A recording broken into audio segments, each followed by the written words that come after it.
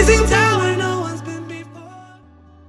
Assalamualaikum warahmatullahi wabarakatuh. Saya Sylvia Alfianita, NIM 1705510137. Nama saya Faradila Pramesti, NIM 1705510107. Nama saya Ulfa Alfiana Tunisa, NIM 1705510255. Nama saya Melati Ayu Yohana, NIM-nya 1705510111. Nama saya Yusril Saputra, NIM 1705510265. Program studi S1 Manajemen, Fakultas Ekonomika dan Bisnis Universitas Situbondo Semarang.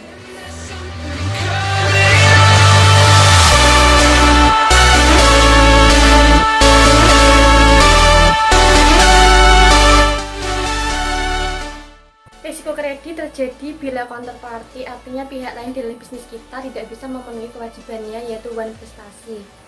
Bab ini membicarakan teknik-teknik pengukuran risiko kredit. Pembicaraan dimulai dari pengukuran risiko kredit secara kualitatif, kemudian diteruskan dengan membahas pengukuran risiko kredit secara kuantitatif, dan teknik pengukuran risiko kredit kuantitatif yang baru seperti kredit matrix, RA, ROC, dan lainnya. Di sini saya akan menjelaskan klasifikasi rating. Rating yang pertama adalah rating AAA dengan keterangan instrumen hutang dengan risiko rendah. Tingkat pengembalian teramat baik, perubahan pada kondisi keuangan, bisnis atau ekonomi tidak berpengaruh signifikan terhadap risiko investasi. Rating yang kedua adalah AA, yaitu keterangannya instrumen hutang dengan risiko sangat rendah, tingkat pengembalian yang sangat baik, yaitu perubahan pada kondisi keuangan, bisnis, ekonomi barangkali akan berpengaruh terhadap risiko investasi, tetapi tidak terlalu besar. Yang ketiga ada risiko A, yaitu pengembalian hutang dengan risiko rendah, perubahan pengembalian baik, yaitu meskipun perubahan pada kondisi keuangan, bisnis, dan ekonomi akan meningkatkan risiko investasi. Rating yang keempat yaitu rating BBB dengan keterangan investasi pengembalian yang memadai.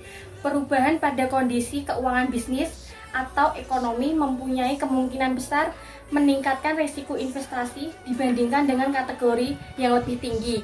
Rating yang kelima yaitu rating BB dengan keterangan investasi perusahaan mempunyai kemampuan membayar bunga atau pinjaman, tetapi kemampuan tersebut rawan terhadap perubahan pada kondisi ekonomi, bisnis, dan keuangan.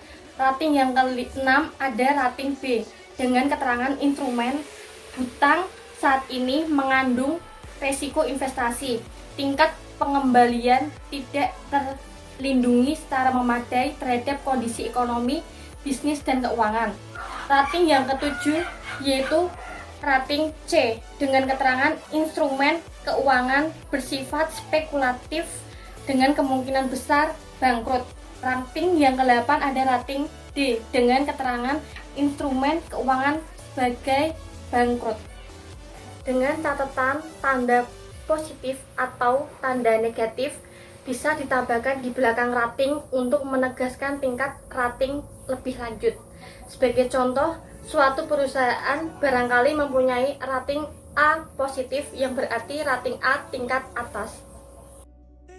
Saya di sini akan menjelaskan tentang model scoring kredit. Apa itu model scoring kredit? Model scoring kredit pada dasarnya adalah ingin melihat risiko kredit atau potensi kegagalan bayar yang berdasarkan pada skor tertentu yang dihasilkan melalui model tertentu. Berdasarkan model ini ada beberapa model lain yang ada di model scoring kredit. Yang pertama itu ada model diskriminan, terus yang kedua itu ada model probabilitas linier, terus yang ketiga itu ada model probabilitas logik. Kemudian saya akan menjelaskan tentang RAROC, Risk Adjusted Return on Capital. Ide dari RAROC adalah membandingkan tingkat keuntungan dengan modal yang beresiko atau modal yang akan terkena dampak jika debitur mengalami gagal bayar. Perbandingan tersebut bukannya total dana yang digunakan untuk menandai pinjaman tertentu atau sebagaimana lazim digunakan untuk pengukuran kinerja yang konvensional. Di sini juga akan menjelaskan tentang rumus R, A, R, O, V, C. Pendapatan dari pinjaman per tahun dibagi dengan modal yang beresiko. Saya akan menjelaskan tentang mortality rate. Mortality rate menghitung persentase kebangkrutan yang terjadi untuk kelas resiko tertentu. Mortality rate tersebut mirip dengan tabel kematian untuk manusia atau mortality table. Mortality rate dihitung dengan menggunakan data historis. Nah, di sini saya akan menjelaskan atau menerangkan untuk beberapa pendekatan kuantitatif dari materi kuliah resiko kredit, mata kuliah manajemen resiko. Yang pertama, untuk mengukur penurunan resiko kredit menggunakan term struktur. Term struktur atau yield curve atau kurva hasil menunjukkan hubungan antara jangka waktu dengan yield surat berharga atau obligasi. Biasanya, kurva tersebut mempunyai slope yang positif, meskipun slope tersebut bisa berubah menjadi datar, bahkan negatif dalam beberapa situasi. Nah, di sebelah sini ada bagan atau kurva yang menunjukkan untuk tahun pertama ada tingkat bunga obligasi perusahaan sebesar 12%. Untuk tingkat obligasi pemerintahnya ada 9%. Kemudian untuk tahun yang kedua, tingkat obligasi perusahaannya 20%. Untuk obligasi pemerintahnya ada 10%. Pada kondisi pasar sempurna, tidak ada kesempatan arbitrasi, maka tingkat keuntungan yang diharapkan untuk obligasi perusahaan akan sama dengan tingkat keuntungan yang diharapkan untuk obligasi pemerintah. Untuk penjelasannya atau perhitungannya sebagai berikut. 1 ditambah RF sama dengan PI dikali 1 kemudian ditambah RI, yang dimana RF yaitu yield obligasi pemerintah, RI yaitu yield obligasi perusahaan, PI yaitu probabilitas obligasi perusahaan yang bertahan. Dari data di atas, PI bisa dihitung, yaitu PI sama dengan 1 ditambah 0,09 kemudian dibagi 1 ditambah 0,12 sama dengan 0,97. Untuk probabilitas default tahun pertama sama dengan 1 dikurangi 0,97 sama dengan 0,3 atau 3%. Untuk pendekatan yang kedua, yaitu ada credit matrix. Credit matrix merupakan alat pengukur resiko dengan menggunakan kerangka value at risk, sehingga volatilitas resiko kredit atau resiko yang tidak bisa diperkirakan bisa dihitung. Ada dua masalah jika kita menggunakan kerangka VAR. Kerangka VAR itu bisa digunakan untuk mengukur resiko pasar, tapi untuk resiko kredit, yaitu ada distribusi yang tidak normal dan perhitungan korelasi. Perhitungan credit matrix bisa dilihat menggunakan yang pertama, credit matrix untuk aset individual, yaitu jika rating suatu obligasi berubah, maka nilai obligasi tersebut juga akan berubah. Perubahan tersebut terjadi karena tingkat keuntungan yang disyaratkan berubah. Jika rating semakin naik, maka diskon rate akan menurun dan mengakibatkan kenaikan harga dan sebaliknya. Yang berikutnya ada credit matrix untuk portofolio. Yang ini bisa menggunakan alternatif lain untuk menghitung VAR atau mengukur resiko pasar. Kemudian untuk pendekatan yang ketiga, yaitu pendekatan kerangka teori opsi. Yang pertama ada opsi call, adalah hak untuk membeli aset dengan harga tertentu pada periode tertentu. Kemudian opsi put adalah hak untuk menjual aset dengan harga tertentu pada periode tertentu pula. Di sini, penjual opsi call atau put mempunyai kewajiban untuk menyediakan aset yang akan dibeli.